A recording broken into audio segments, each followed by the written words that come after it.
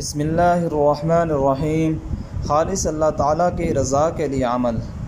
حضرت ابو امامہ باہلی رحمۃ اللہ علیہ فرماتے ہیں، ایک آدمی نبی صلی اللہ علیہ وسلم کے پاس حاضر ہوا اور کہنے لگا، آپ صلی اللہ علیہ وسلم فرمائیں، ایک شخص جنگ کو جاتا ہے، ثواب اور شہرت دونوں کا طلبگار ہے، اسے کیا ملے گا؟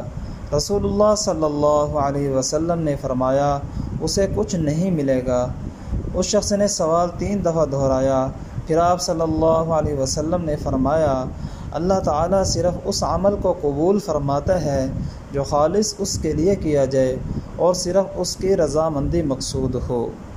تو اس حدیث پاک سے پتہ چلا کہ انسان جو بھی عمل کرے وہ خالصتاً اللہ کو راضی کرنے کے لیے کرے، اس میں کسی قسم کا دکھاوا، شہرت، نام و نمود اور اپنی واہ واہ مقصود نہ ہو۔ اللہ تبارک و تعالی ہم سب کو اس پر عمل کرنے کی توفیق عطا فرمائے، آمین یا رب العالمین۔